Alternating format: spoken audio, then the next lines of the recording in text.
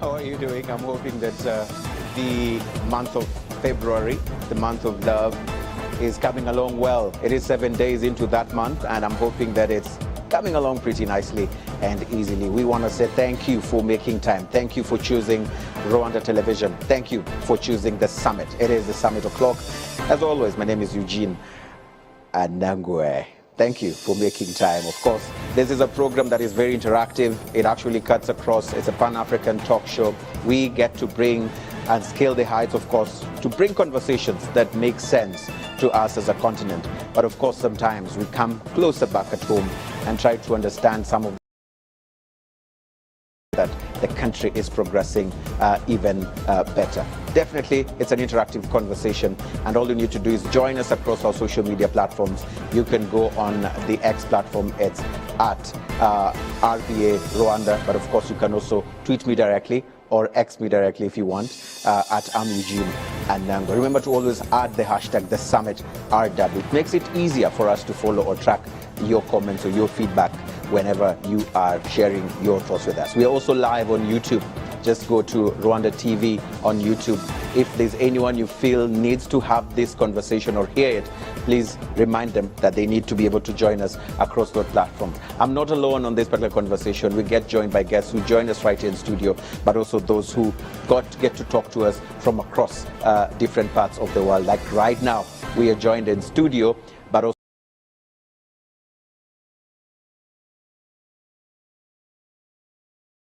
right here with us. I'll be giving you details about the two of them. They are the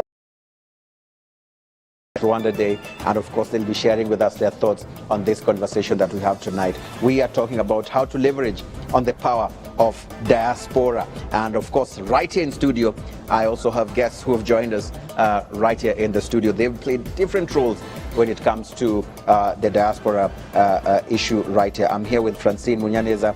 She is the founder and CEO of Munya. Thank you so much for making time. You've been out there and you decided to come home, and you're doing or running a very interesting project around solar power. Thank you so much for making time on the program. Thank you for your invitation. Thank you. Also with us in the program is Ignatius Mugabo. He's the managing director of Goals International Limited. And of course, he's lived both in Denmark and the UK. You've served as the Secretary General and also Chairman of Rwanda Diaspora in the UK, and also involved in many Rwanda days in terms of mobilization and pushing the Rwandan diaspora to invest back at home. Thank you for joining us. And like I mentioned, we are joined virtually by Josephine Higiro, who's a co-founder, Shelter Them, of course, Batarure. And of course, we have Jocelyn Alexandra Butoi, who's also the co-founder of the same institution. Both of them are joining us via way of Skype from Toronto. It's not Toronto, it's Toronto. Thank you, ladies, for joining us. You look amazing. Thank you so much for making time. I want to start right here in studio, and for us to just make sense, the dust is slowly settling down on one of the biggest events in the calendar of activities that unite Rwandans from across the world. That is Rwanda Day. And of course, this event really did take place, and it had a lot of pomp and color, but very deep conversations right there. I want to do what we always do. We start with the ladies, and I want to start with you, Francine, here in studio, just to share with us, first of all, and make sense of what we saw. I know we are getting used to what we saw and some of the what it transpired right there. But I want to first understand the role of diaspora. Why is it significant, even for a nation, to consider that we need to mobilize our diaspora, wherever they are?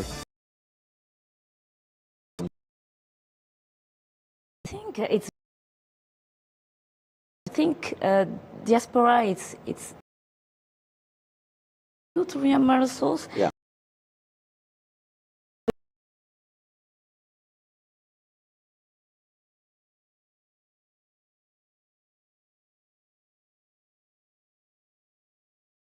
Think something new.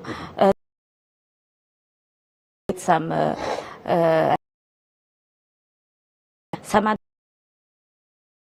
both of them to a country. We need not to us because it's really very good addition. And also there are some studies all over the world which shows what is the amount of diaspora, even the people, the amount of money they send in their countries, the support from the Yes, I see that. Very important. Yes. Thank you. Yeah. But Ignatius, you have mobilized. You've participated in the mobilization exercise. Take us through what it takes to actually pull together a diaspora to be able to be part of such, an event. How easy or how difficult is it? Thank you, Anangwe. It's my pleasure to be here. Yeah. It's both difficult and easy. Just say, first of all, that the diaspora is a force for good. Mm-hmm. It's also a force for development. You just have to look at a few countries, like India, you have to look at your homeland, Kenya. Yeah. And I thought it was Rwanda. And Uganda. We're coming to Rwanda now. Yes. and Uganda. They have contributed a lot in so many sectors, especially in real estate development in some of those countries. Yeah. And coming back to your question, it's for Rwanda it's easy because Rwanda is very organized, both internally and externally. So whenever there's a Rwanda Day, they're always looking forward to that. But there are some efforts put in. Mobilizers do come from here. They go and work with the diaspora leaders to make and the involvement of the embassies is very important, and they work together with diaspora communities. Diaspora communities are organized through the Rwandan community abroad, which is based at the Ministry of Foreign Affairs. Right. And that's the department that coordinates the entire diaspora. So it's not very difficult. It's not very difficult, especially like you said, for Rwanda it's easy, and in most cases it is the Rwandans in diaspora looking forward to the event, so it makes it easier. I want to cross over to Toronto right about now, and I know both of you look so alike. I'm super confused. I don't know who's Jocelyn. I don't know who is Josephine. Just maybe raise a hand for Josephine. Who's Josephine? Pink? Yes. By trying to understand, first of all, you two participated. You asked a very interesting question to the head of state. But I want just to get a feel of what it takes for you being in the diaspora to remain connected to your roots back at home. Why is that even important? And how easy or how difficult is it for the two of you to have that? I mean, maybe I'll start with Josephine to answer, and then we can hear from Josephine.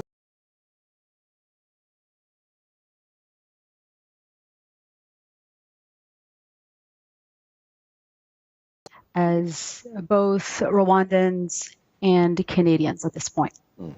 And we were in the U.S., in Washington, D.C., so now I guess we're Americans. It's North America in the end.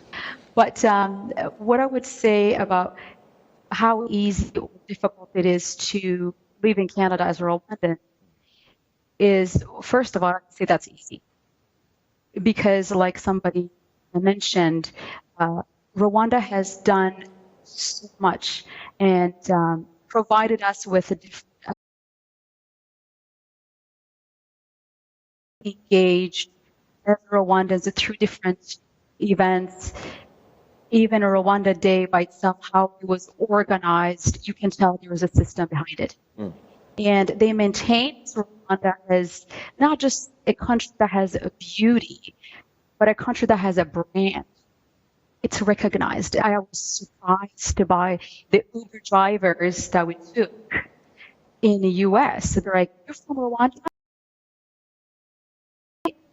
Stay here with me. I'm moving to Rwanda as well." At this point, it's just all great experiences. No. Yeah. I doubt if your sister will have a different response to that. So I'm not going to ask the same question to her. The question I'm going to ask is,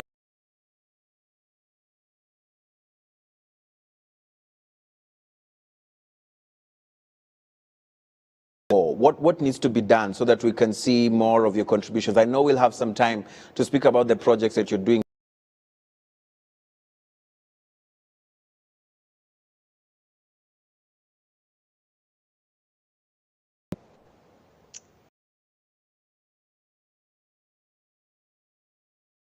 That says to leverage the power of a diaspora.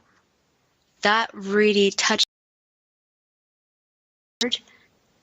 the power, the means that diaspora people, we have a value and there's a power. So that already gives us a credit and a responsibilities as either as Canadian and a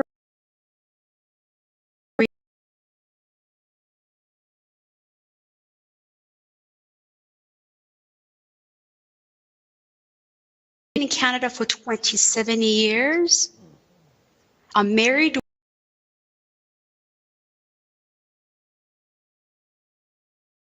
Hi, you're a Canadian, but what's your background? Because obviously I'm not white. I'm something to them that other than Canadian who was born here. So people from Rwanda accepting us as a value and telling us there's a power, it gives me an identity. I need to be, to know who I am, not just Canadian, but as a Rwandan. Right. So it's my contribution to that, if you don't mind, to help and support my people. Right, right. I'll come to you, Josephine, but let's get back here in studio and try to ask this question. But I'm going to definitely come back to you to be able to add or chip in what you wanted to say. But very key project in the process of coming back. We find that it's usually very difficult for Rwandans to spend so many years outside. How easy, how difficult is making that decision, and why even the choice of coming back? Yeah. In fact, to say that it's difficult,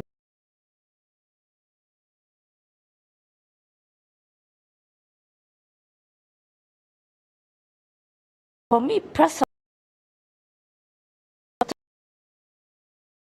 I was born outside the country, in Belgium.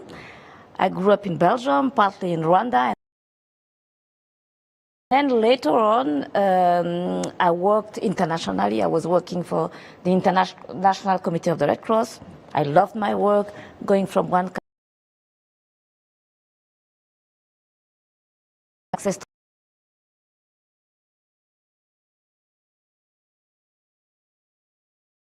to my job at an International Committee of the Red Cross.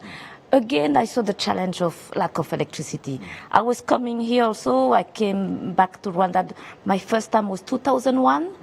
And again, I saw the same problem. At that time, it was really, really tough. Huh? And I said, okay, I need to do something. And I wanted to do a business which has a sense. So that's how I chose solar energy. I made it very simple. There is a lot of solar in Africa, no energy, so let's see how we can do solar and energy. And for me, it was not too difficult, personally, because I was working in different way, international, in different places, and I was used to adapt to different situations. Yeah. So I knew that it would be difficult. Right. Okay, maybe I underestimate the difficulty, because when you are doing a company, it's difficult. I knew that it would be difficult, but I knew that I'm doing something that I love. I'm doing something which has an impact, a business which has a social impact, environmental impact. So this is really a motivation to come back for me. That was, and to come back in your country. I will tell you, the first time I came back in Rwanda in 2001, I was used, as I said to you, to travel in different places and to be a foreigner. And it's not a problem for me to be a foreigner. But when I came back to Rwanda, the person at the immigration, you know, when you enter at the airport, the immigration, he looked at me, and at that time I had the Belgian passport.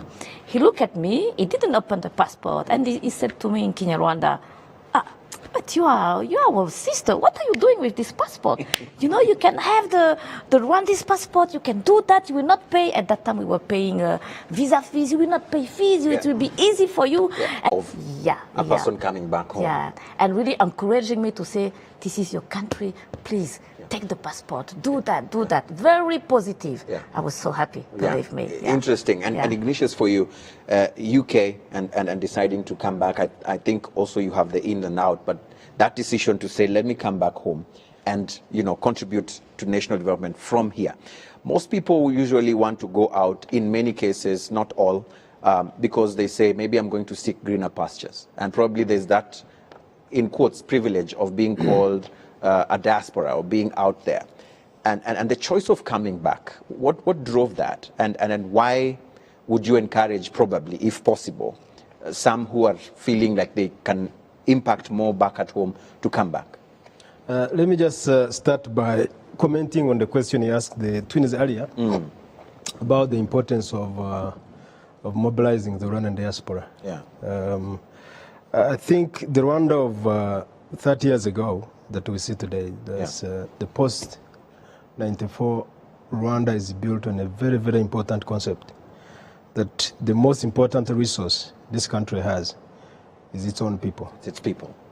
And that's why it's very important. You see even the president throwing them up wherever they are. Because that's the resource, the most important resource that he has.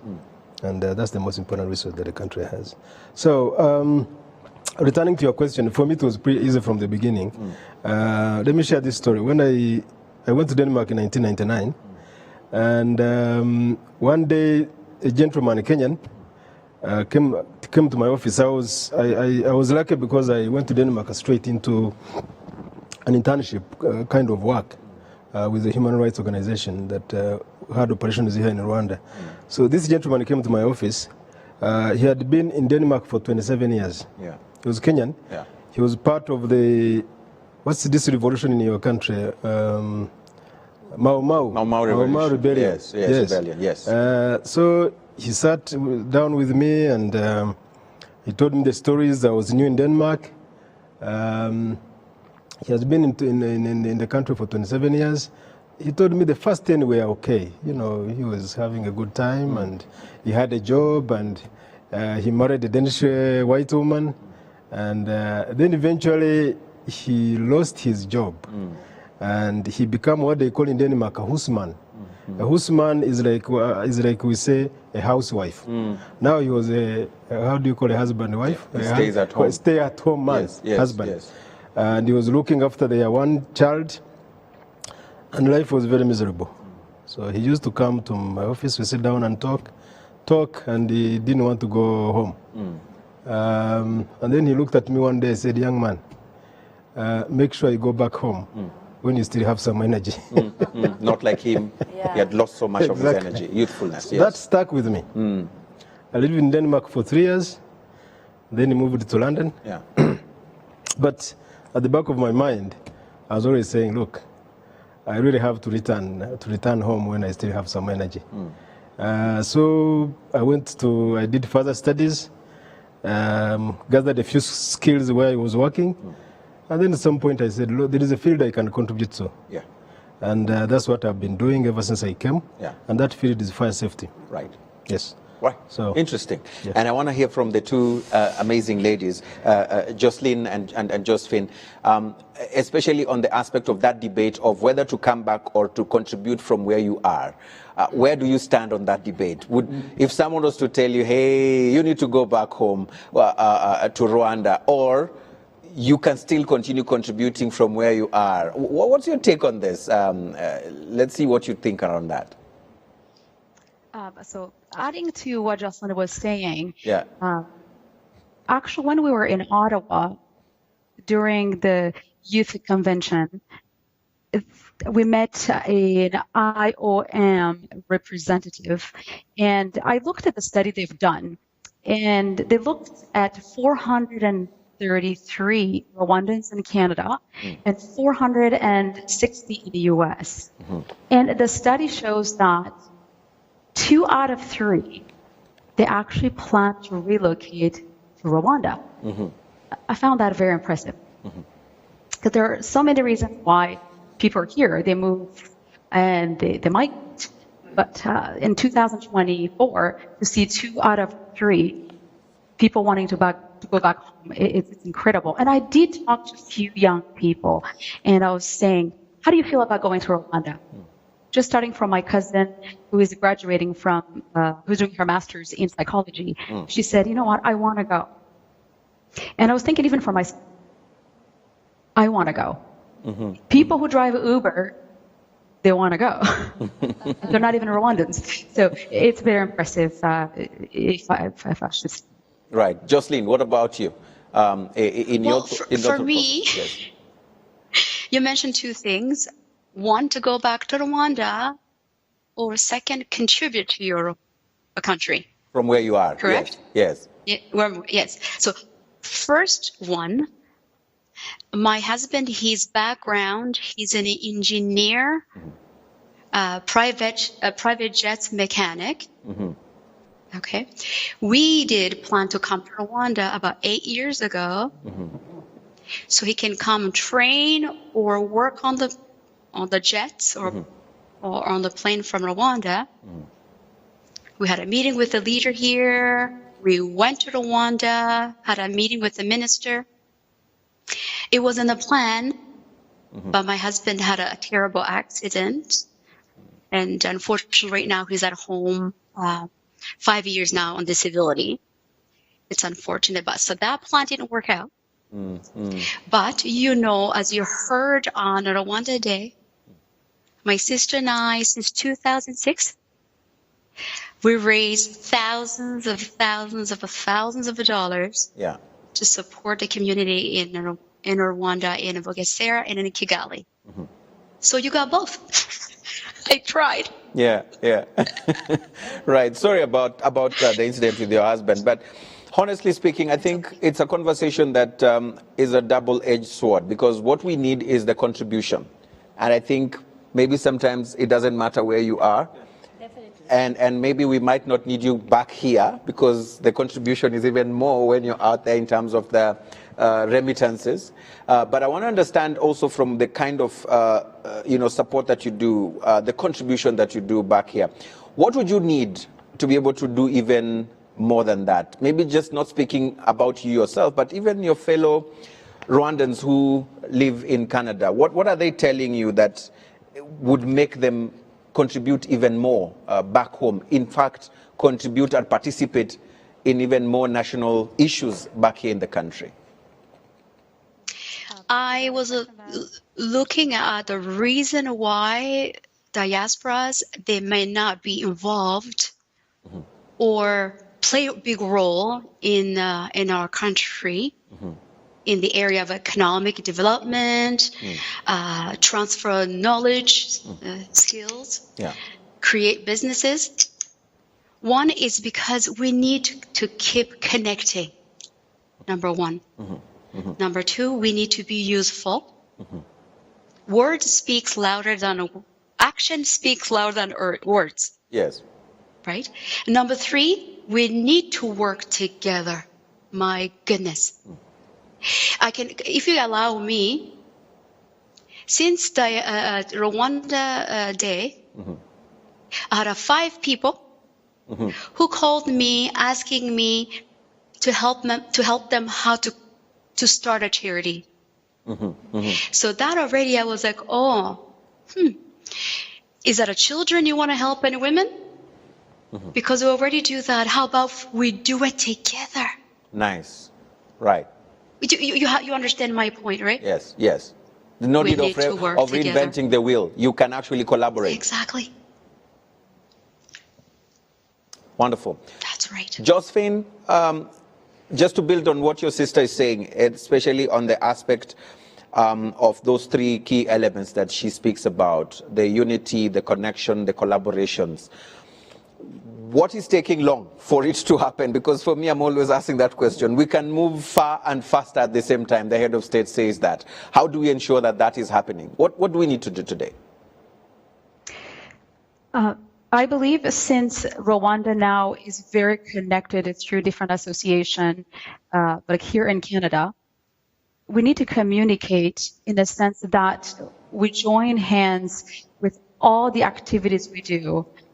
Like you said, it was about 83% that sent money to Rwanda, 30% on the business and invest in Rwanda as well. And through education, we're talking about 76% of Canadians, Rwandan Canadians, have a bachelor's degrees in higher education. And maybe about 60%, they're actively involved in economic development of some sort. So if we can come together and bring our expertise, our education, our knowledge, and put it together instead of individual efforts and organizations. Let me give you an example. I met the representative of Bank Kigali, and I said,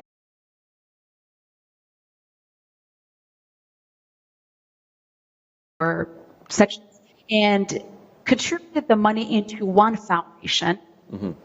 Instead of each business collecting $1,000 a month to donate to any little social enterprises, but to collect all the businesses who wanted to do a culture development and then fund not-for-profit or foundation or philanthropy work. So collectively join hands and contribute to the economic development. And I want to hear from both of my guests right here in studio. What would stop such a thing? It's a beautiful idea, but what do we need to do so that we are dealing with that challenge of lack of unity or wanting to do things in isolation? I see that a lot. Sometimes we have people from different countries who live in a foreign country, but they rarely meet. In fact, they don't even want to be known by the fellow country person that they live in that area. That secretiveness, that isolation, it keeps us from going far. And I want to hear from you, what would be needed to be able to ensure that that is happening, especially that kind of an idea of how do we do things collectively? What would stop such a project? It's very challenging. It's very challenging because we can have very nice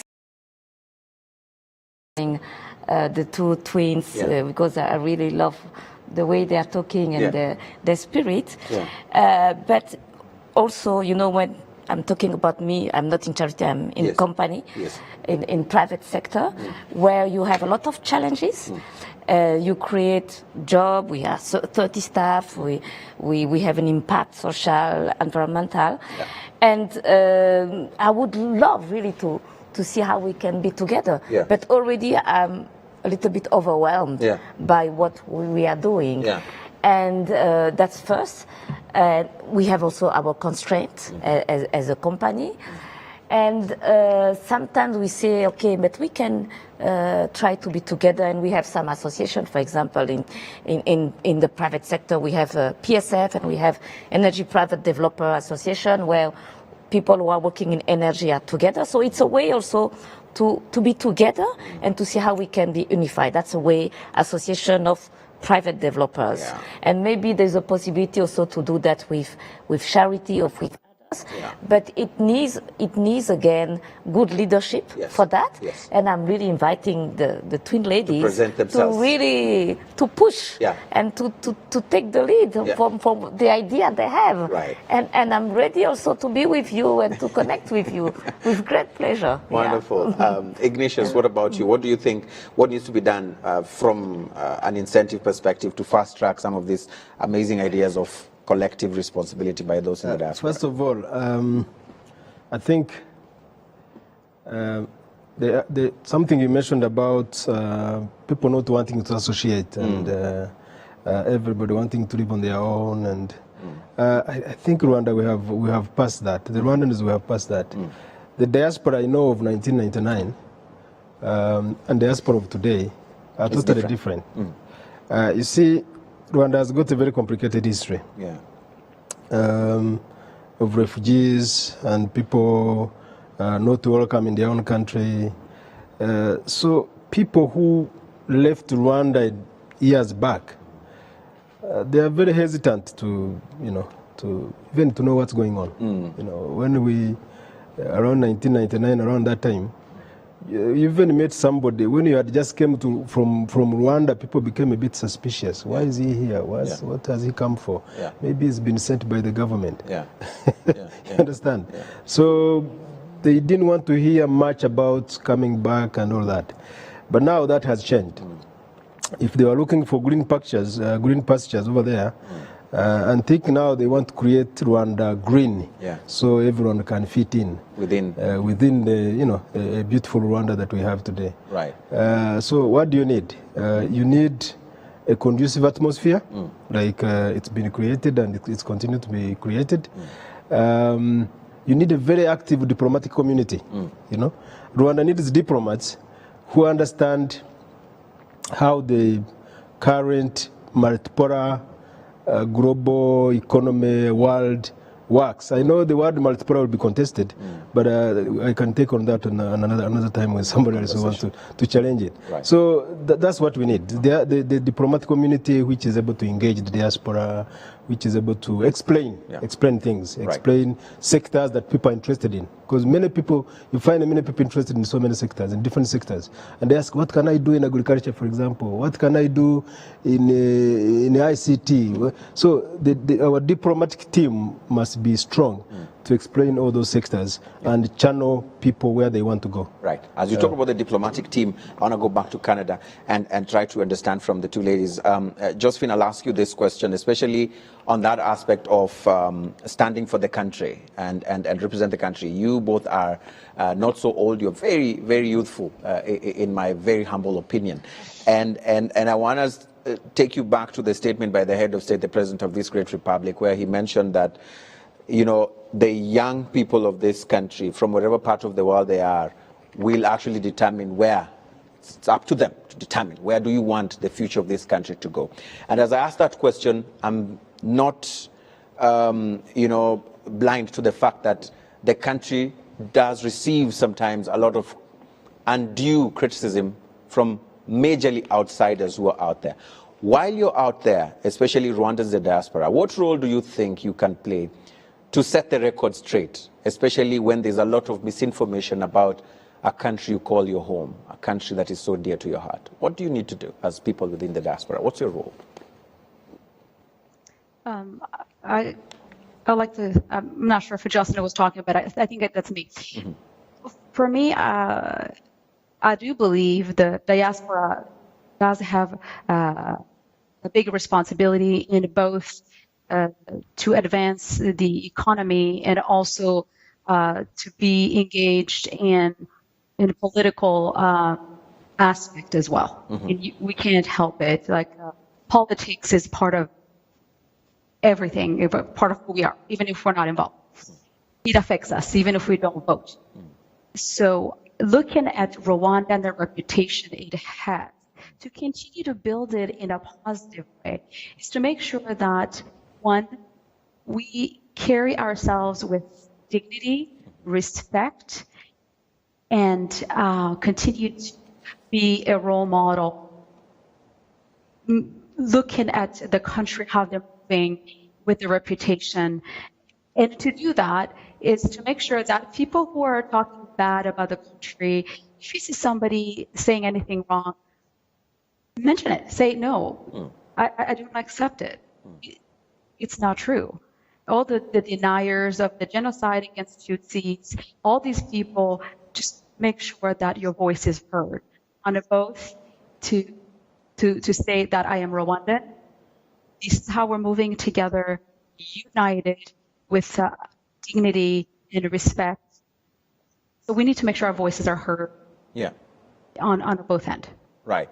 And is this usually the time that those in the diaspora, especially those who have dual citizenship, for example, for us who believe in the Bible, who actually denied more than once? They denied Jesus. Who was that? I need to refresh my Bible studies. Was it Judah? Peter.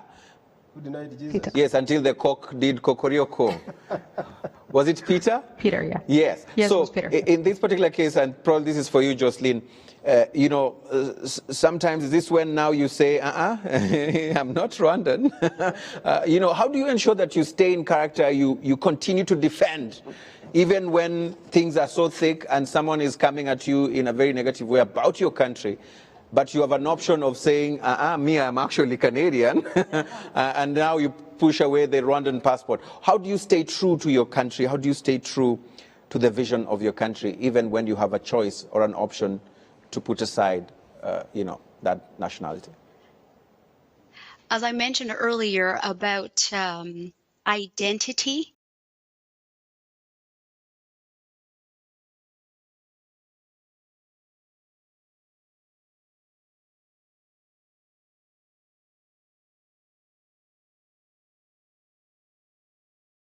I have been in Canada since '97, and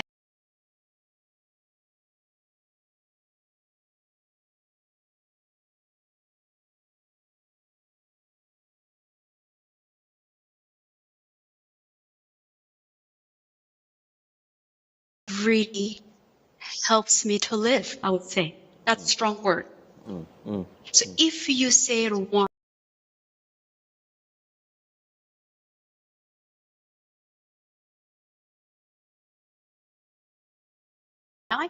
my old sister, my aunt, the rest of my brothers and everybody in Rwanda. So it's a part of who I am. So you speak to Rwanda, you speak it wrong, you will hear from me. That's me. I have to bring awareness. Yeah. I have to bring a good system. Make sure that you get it right. It's my job. If even my daughter who's 9 years old, she knows my country. She knows home. Yeah. It's important. It's important. Very powerful. Very powerful. Ignatius, you want to chip in? Yes. Chip in here. Eugene, if you want to know how dear your country is, live in a foreign country, then you'll find out how dear your country is. You will never, ever be accepted as one of their own, no matter how, even if you acquire their citizenship. They always ask you, as one of them said, where did you come from originally? But I'm from here, even if you're born there. There's always that question. You know, in Denmark, they have this question, Vokama Dufa, where do you come from? You know, after greeting you, you meet on the train or on the bus or in a public place. After greeting, you say, oh, where do you come from? Going back to the issue of undue criticism that you mentioned, I've dealt with a lot of that negativity, you know, back in my former responsibility as Diaspora.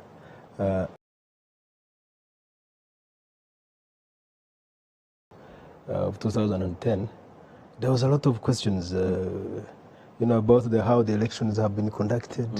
Why did the president win this percentage? And, you know, and most of the people who bring up these criticisms, they don't really understand where one has come from. They don't know where it has come from. They don't know why they vote the way they vote. So in one of the studios like this, I asked the guy who was interviewing me, I said, look, if you say the Rwandans in Rwanda are subjected to vote in a certain way, what about us in diaspora? We voted, I think at that time it was 96%. I was involved in the elections in London, you know, at our embassy. And I saw how the whole thing went. So I asked this guy, how about us? What tool does the government have to control us, to vote the way we vote? And, you know, so I think the diaspora have a role just to explain. You know, when somebody understands the history of Rwanda, where it's come from, where it is now, then you understand the patterns of what is happening and the dynamics that drive this country. You know. And so it's a collective thing. It's a collective responsibility. And it takes the belief from and you have to understand one thing. Even those who criticize you, they are being criticized by others. There's no country that is perfect. There's no society that is perfect. You understand?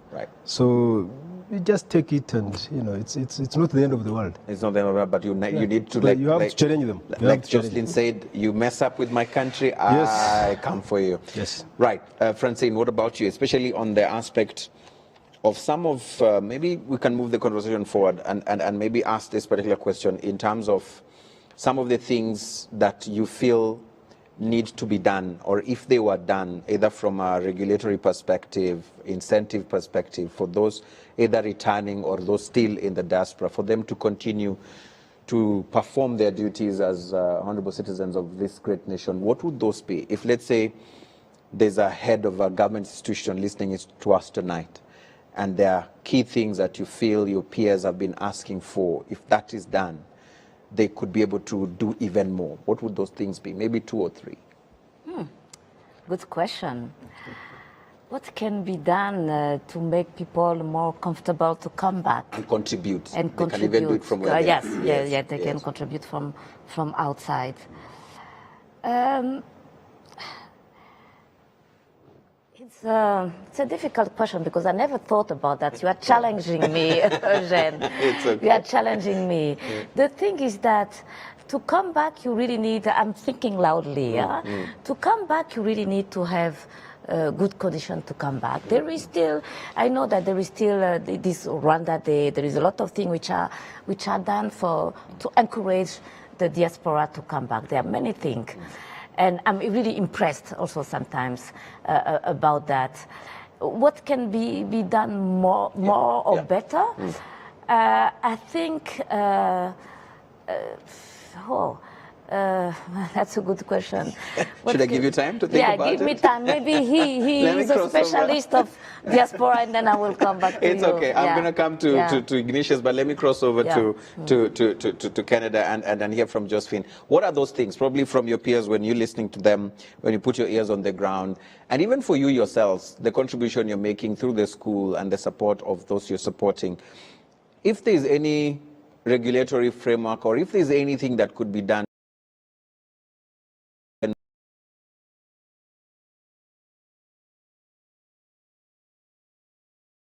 I asked Minister Assumpta at the time. I met with her, and I was asking how can the government work with non-governmental philanthropy organizations to facilitate our work.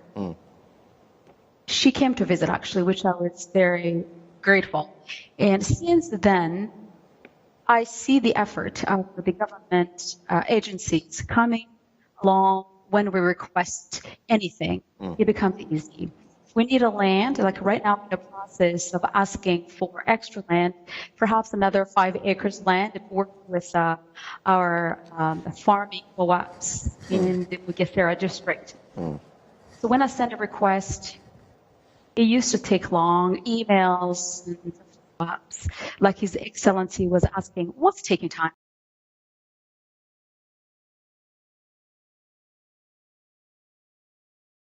Yeah. Together. Yeah. And I'm seeing that facilitating diaspora when you want to invest in education, open businesses, do investment, social initiative, philanthropy, cultural exchange, make it easy for us to do what we want to do to advance the country economically and both politically as well. Right. So facilitate us, make it easy. Make it easier. Jocelyn, if tonight there are members of the diaspora, Rwandan diaspora, who you told I'm going to be speaking tonight, and they're actually holding their hopes on you, pegging their hopes on you, that you're going to represent them so well. I'm putting a lot of pressure on you, like I did with Francine. And they're listening to you right now. If you're going to, I'm coming, coming to you. And they're probably listening to you right now. If there's anything that they always wish to be improved on or to be made better, maybe it's working, but if more can be done, what would those be for them to contribute even more in nation building back at home? What would that be? Okay, so for me, to encourage people to come to Rwanda, number one, must have a goal and purpose first. And once you do, the second one is the responsibility of Rwandans who are in Rwanda in the level of local government, hospitals, universities, institutions, to make sure that there's enough resources, there's a good system, as Josephine said, with the respect of time and value to facilitate us or any diasporas are coming in a country to support and help. Do you know what I mean? So, so let's encourage people, diaspora, to come, to share their knowledge, but make sure that one is ready for us. Because when I took my husband, let me say he was going to fix the planes in Rwanda, if he was setting up the meetings at 3 o'clock and the person's meeting comes at 4,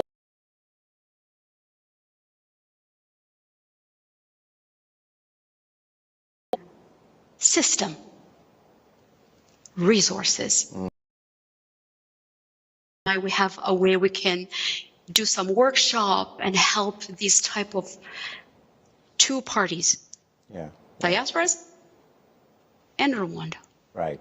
So since we already have a Rwanda Day, we can have a Kigali Day and do it from here. Yes, absolutely. Why not? Yeah, if that was to happen, I want to be the facilitator. I want to be a moderator. Actually, I have a good news for you. Yes, Sorry. yes. We're coming next month. Oh, me and Josephine and I. Come. Karibu sana. And we're taking 20 Canadians, so there you go. Yeah, wonderful. This is good news. Thank you so much. Francine, you're back. I think you can tell me now my answer. I've been waiting for it. Yeah, in fact, you know, I think sometimes we are looking for, people have the feeling that we are looking for some advantages as diaspora. Or some entitlement.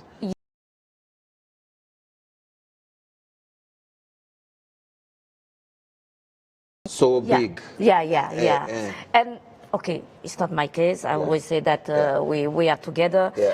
But definitely, sometimes also there is this misunderstanding between us. Because we are in mixed culture, and for me, my mixed culture is from DRC and Belgium.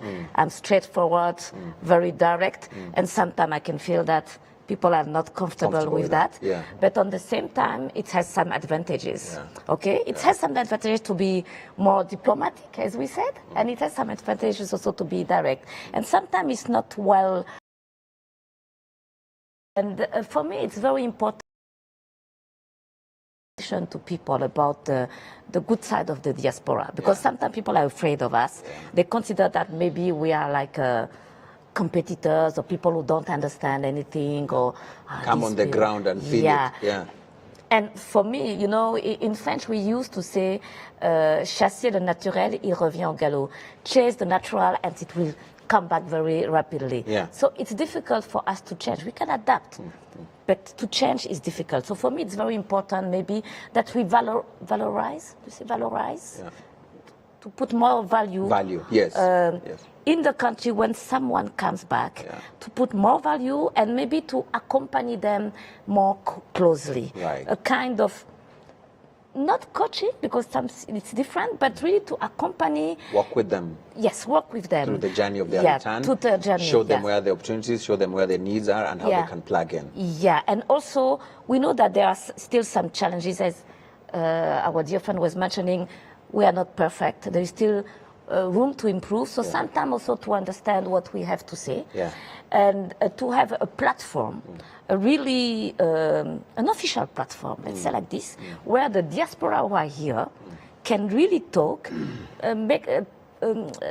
mention their challenge, because really there is a lot of challenges. Let's not put a veil on. There is a lot of challenges and misunderstanding, and it will be really nice to have a platform of discussion specifically for us, between all of us, with people our brothers and sisters who are not from the diaspora, to be able to resolve our issue, because there are still a lot of issues which can discourage, because don't forget that we are a kind of model.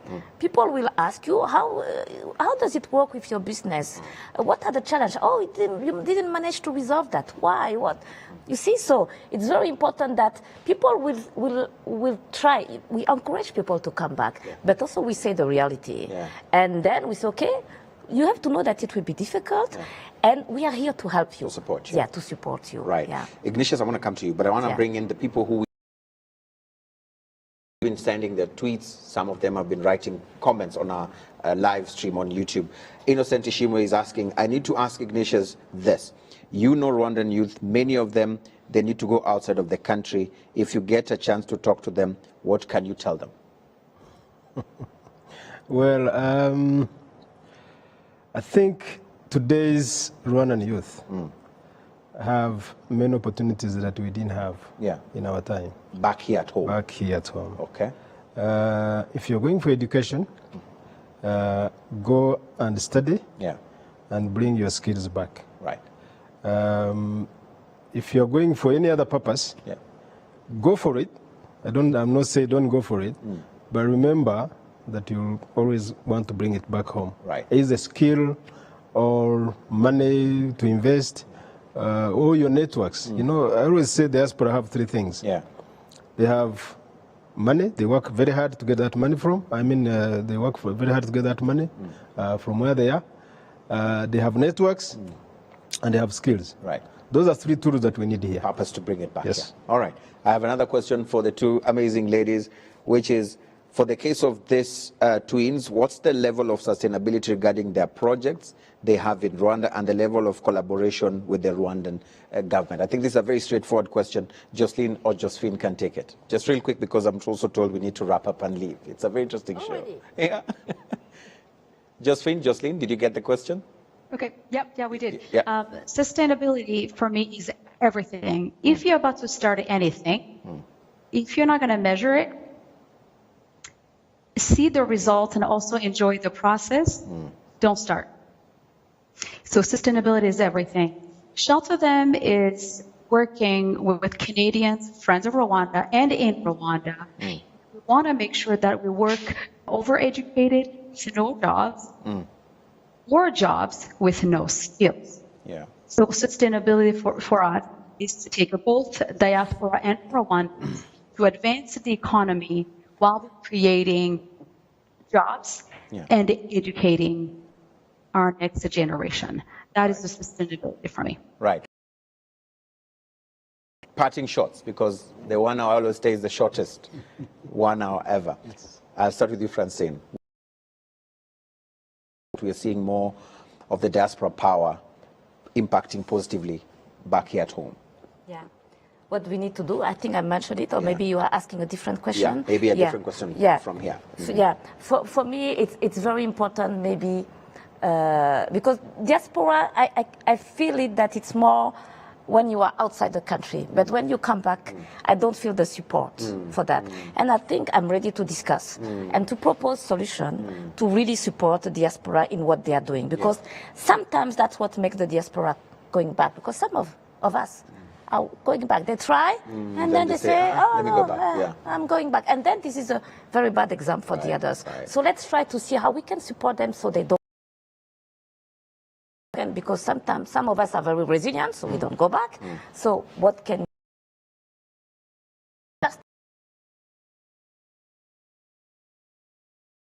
You're right. Yeah. Ignatius, if you were to remember anything from this conversation tonight, one thing, what would it be? That we have shared.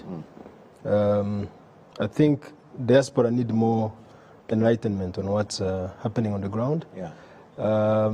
But also, there's some organizations that are doing a great work, like RDB, the Ministry of Foreign Affairs, and the other that need to step up. Yeah.